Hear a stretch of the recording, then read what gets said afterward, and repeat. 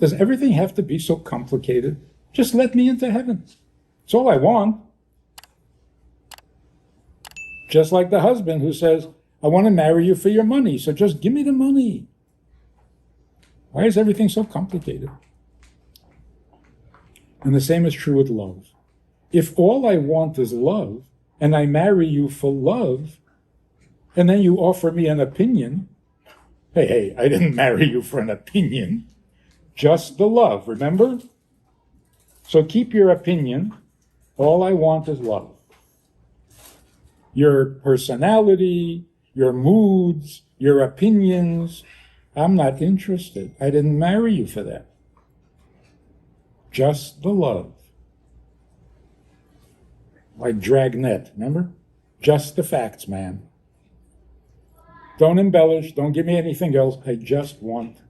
In other words, I never really wanted you. I just want something very nice about you. Well, that comes and goes. Nobody is very nice forever. So imagine a man says, I never really thought of getting married. I'm not the marrying type. And marriage is not very appealing. But you, you are so incredible. You I would marry. Don't do it. You really think you're that incredible? That comes and goes. So it wouldn't be fair to say the marriage hinges on your being incredible, so you better stay incredible. Otherwise, I have no reason to be married to you. See, that's impure oil. People had so many different reasons for being Jewish, for being observant, for lighting the menorah. It can be nostalgia. My grandfather did this, my grandmother did this. I got to tell you the story. It's off the topic, but it's a funny story. Every year, when new members are added to the Knesset, they come to the United States, the new members, to meet Jews of the Golah. They come to study us. Like we're a strange species, and it's an anthropological study. They come to check out American Jews. So they have this meeting in Washington, and they have rabbis to explain to them what Judaism is outside of Israel. So you have an Orthodox rabbi, conservative rabbi, a Reform rabbi, a Reconstructionist rabbi, and a Hasidic rabbi.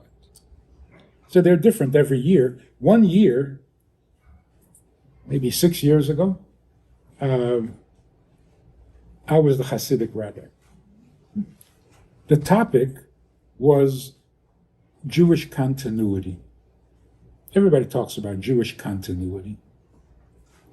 And every one of the rabbis spoke about what they're doing, their innovative programs, their projects, and so on. So when it came my turn, I said, aren't we here to talk about continuity? Why do you keep talking about new projects? Continuity means continue what was. That means do what your grandfather did, what his grandfather did, all the way back to Sinai. The Reform rabbi got upset. And she said,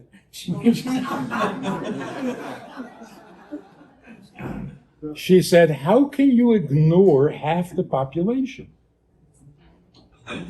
I said, how did I ignore a population? What did I say? She says, you said grandfather. Why didn't you say grandmother?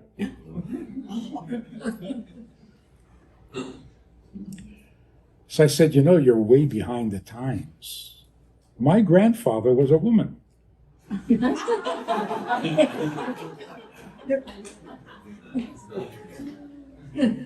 Like, how dare you assume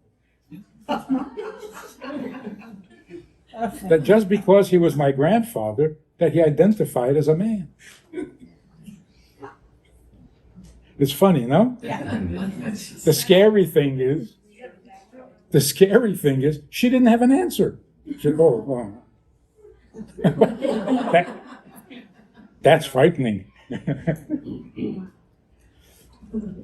So you see how far contamination can go? First we start off, we're not sure there's a God. Well, maybe there is some kind of God. Mix together a few ingredients and you got some kind of a God. Jewish people? There isn't really a Jewish people. Some people are Jewish. But, you never know who's really Jewish. And it just deteriorates from there until you don't know who's male, you don't know who's female, you don't know a grandfather from a grandmother. This is really contaminated. Too many artificial ingredients in our oil, and oil has to be pure. If it's not pure, it's not oil. It's a distortion. So, the people, the Maccabees, were really sensitive in their rejection of the Hellenist ideals. They would make no compromise, because any compromise in the oil is contamination. The oil has to be pure, which means, why are you a Jew? Don't tamper with that. What makes you a Jew? No artificial ingredients. A Jew is a Jew, and that's all we're going to say about it. Why do we serve God? Because He's our God. Is He love? I don't know. Is He powerful? I don't care. This is my God, the God of Israel. That's it. End of subject. End of sentence. No embellishments. No gimmicks. If you added a few different things, it would sell better. We're not selling. This is oil. This is the essence of the soul, and there's only one way that essence can be essence, and that is if you don't tamper with it. So, a Jew is a Jew. There is no need to explain. There's no need to justify. And there is certainly no need to be ashamed. The Judaism we have is the Judaism we were given at Mount Sinai. It will never change. It will never be compromised. It's the real thing. Now, I have to tell you, the world today is so contaminated. It is so confused. Never mind the virus. That's just the tip of the iceberg. Everything is contaminated. Everything is toxic. Everything. There's never been a generation more confused than we are today. We're confused about fundamentals. We're confused about religion. This guy calls me years ago, and he says, my father just passed away. What's the right thing to do? I said, well, what is your congregation's custom? He said, no, I'm not Jewish. I said, so what does your church say to do? He says, I know what my church says. I'm asking, what is the right thing to do? This is going on everywhere in the world. People are confused. Religion is not clear. Medicine, very confused. Politics, very confused. Part of the reaction to confusion is fanaticism. If you're unsure, you become a fanatic. If you're sure, you can be reasonable. But when you're threatened and you're not sure, you become fanatical. So the fanaticism of today is not that we have very strong opinions. No, it's because we're all afraid of our own opinions. So when it's religion, it's politics, it's medicine, it's finances, nothing is for sure. We don't know anymore. We don't know what to rely on. We don't know what to trust. We have very good lives. It is so ironic, such a bag of contradictions. We have the best life we've ever had. But we have no idea what we're doing with it. You know, Mark Twain said, and he was a smart man. Mark Twain said, the two most significant days of your life is the day you're born and the day you find out why. But he didn't know why. He just knew that that would be very significant. We don't know why. We live, we're good, we don't know why. So the confusion is in a way similar to what was going on in the days of Chanukah. We had been innocent. We knew Judaism, we knew how to keep kosher, we knew how to keep Shabbos, we knew how to keep Pesach, we had a temple, the Kohen knew what to do. It was so clear, it was so focused, it was so innocent. And then the Hellenists come in and they start suggesting adjustments and compromises, and everybody got confused. Only a handful of Maccabees didn't lose their vision, didn't get confused. And they, because they were clear-minded, were able to prevail against overwhelming odds in terms of numbers, in terms of power. Same thing is happening today. People are going crazy. Seriously, dangerously confused, disheartened, discouraged. And then somebody stops you in the street and says, would you like to put on tefillin? Have you put on tefillin? Have you lit the Shabbos candle? Do you need a menorah? And all of a sudden, like, oh, that's simple. That gets right back to the original, pure, unadulterated Jewishness. What a relief. An anchor in the confusion. So let me end with this story.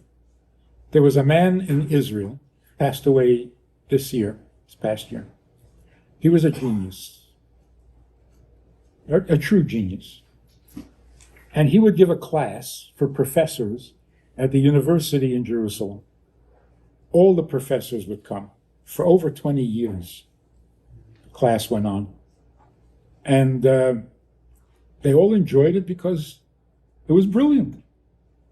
One professor refused to come.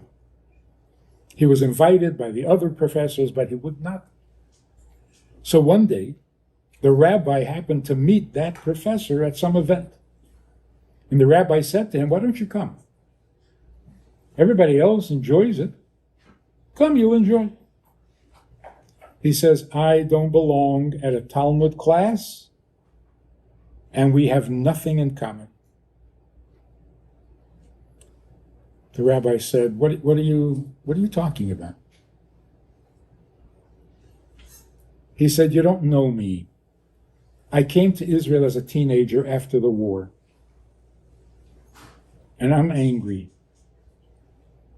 Since then, I eat pork, chazer, on Shabbos.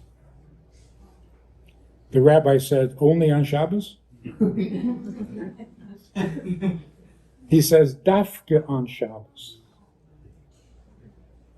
So the rabbi says, you see, you said we have nothing in common. We both observe Shabbos. I observe it the old-fashioned way, and you observe it your way. He started coming to the class. But he explained to his colleagues there was a subliminal message in the rabbi's joke that he heard, and it really moved him, and that's why he's coming to the class. What he heard was this: you don't belong at a Talmud class, you have no business studying Judaism, and we have nothing in common because you eat pork on Shabbos. So listen to yourself. You eat pork because you're angry at God and you want to punish him. So you want to do the most un-Jewish, the most offensive thing a Jew can do. What is that? Eat pork. Because every anti-Semite knows Jews don't eat pork. So you were eating pork. Didn't feel like enough of a punishment. So you decided to add a little twist to the knife, and you started to eat the pork on Shabbat. Dafke on Shabbos. So do you hear yourself? You believe in God, otherwise who are you angry at? You believe he runs the world, and that's why it's all his fault. You believe in the Torah, because otherwise how do you know that pork is forbidden? And you know that Shabbos is a holy day, that's why it feels better to eat the pork on Shabbos. So you believe in God, you believe he runs the world, you believe in kosher, you believe in Shabbos. You're Orthodox.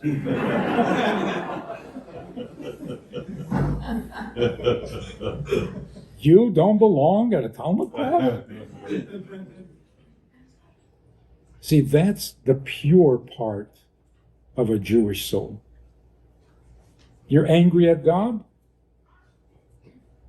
Doesn't mean you're not Jewish. It's very Jewish to be angry at God.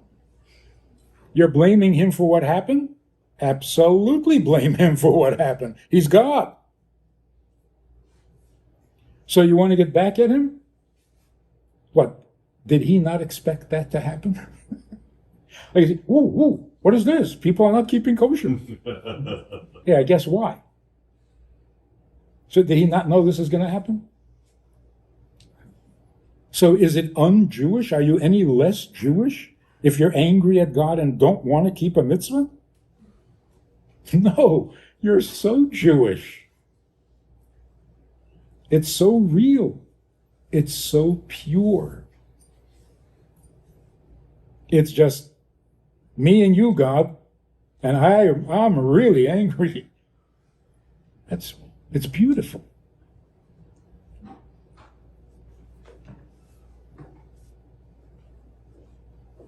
That is the purity of the Jewish oil. Nothing is going to contaminate that one cruse of oil that the Greeks or the Hellenists couldn't even find, never mind contaminate. So whatever contamination there is, it's just on the surface. The stuff that every passing stranger can touch and affect. But the real oil of your neshama, no less Jewish today than Moses. Maybe more, because we lasted longer. So when you light the Chanukah candle, what you're really telling the world is, my light, my soul, my oil is as pure as when God spoke to us at Mount Sinai and said, be mine. And we said, sure, we're in a desert. What else are we going to do? It was so pure. There was no ulterior motive. Today, we have no ulterior motives. Anybody want to be a rabbi? No. Anybody want to go to heaven? No. You know you have to die to get there? Why would you want to go there? We don't want to go to heaven. We don't want to be rabbis. We don't want to be holy. We don't want to be saintly. We don't even want to be religious. But we want to be Jews as much as ever. That's the oil.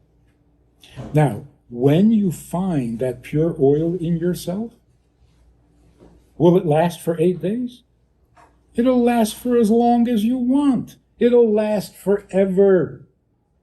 They didn't need to use it after 8 days, but they could have.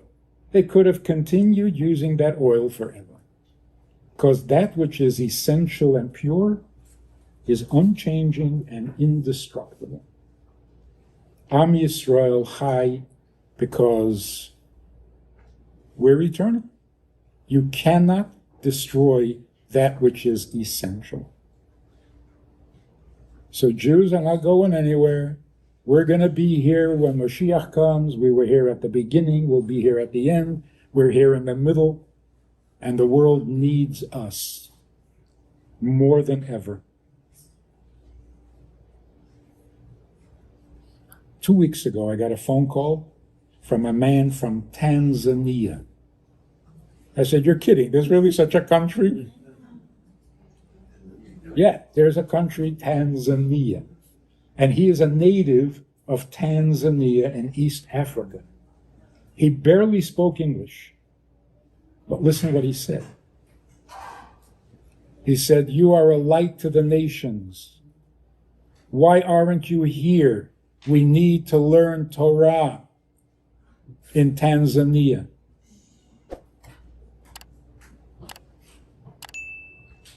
You know the last final prediction, prophecy about the end of days? It is happening in front of our eyes.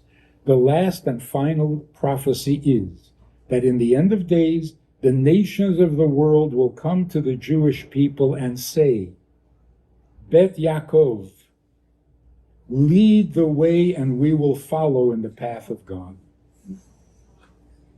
Can you say it any more clearly? You are the light to the nations. We need to learn Torah. So where are you? Isn't that amazing? So here's the bad news.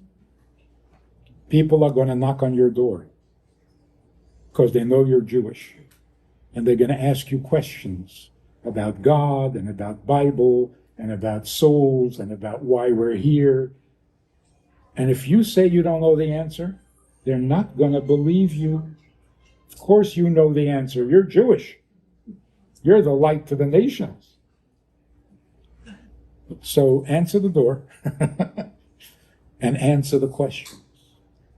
Because what we know, the world has to know. And we're not going to be angry at them. As soon as they're willing to learn, we will share everything we know. If you enjoyed this conversation or this topic, and you're looking for more information, or you want to hear it again from another angle, there's a way to do that. And that is in this book. It's all there. Order it from Amazon. You can read it, reread it, and share it. These ideas, these messages, this approach to life, this approach to Torah, to meaning, and to morals is vital for the world today, and we need to get this message out to the entire world. It is universal, it's essential, it's indispensable. To support this effort, if you want to be a partner in this crime, check out the link and make a donation. It really helps a lot. And thank you in advance.